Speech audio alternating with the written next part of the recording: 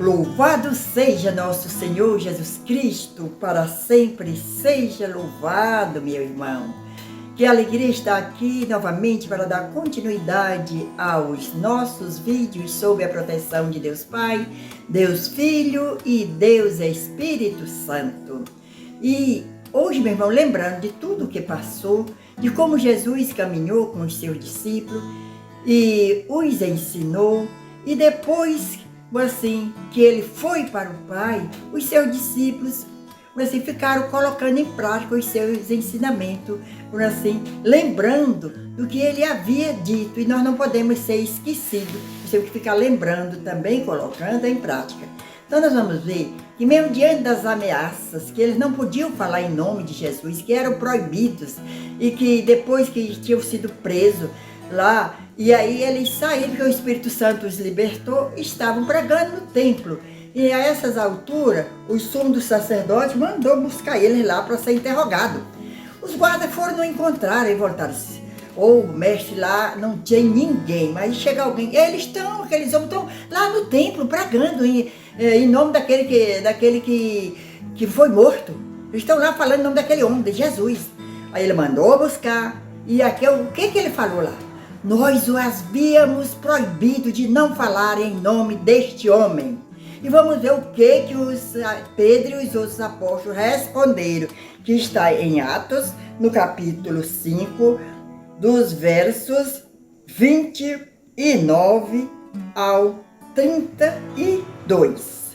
Pedro e os outros apóstolos replicaram: importa-nos obedecer antes a Deus do que aos homens. O Deus de nossos pais ressuscitou Jesus, que vós matastes, suspendendo-o no madeiro.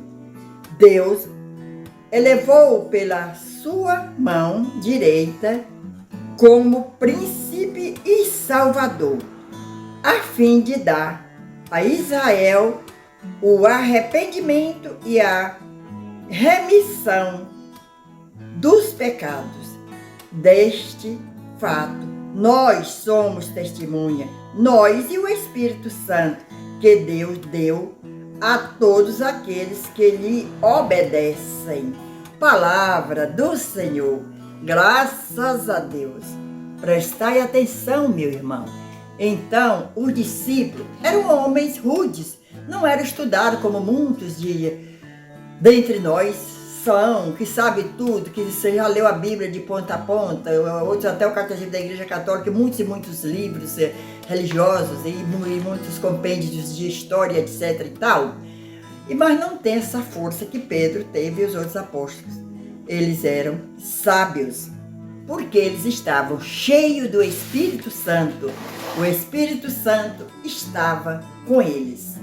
E nós temos que implorar a presença do Espírito Santo para poder sermos cheios deles e ter coragem de dar testemunho da verdade.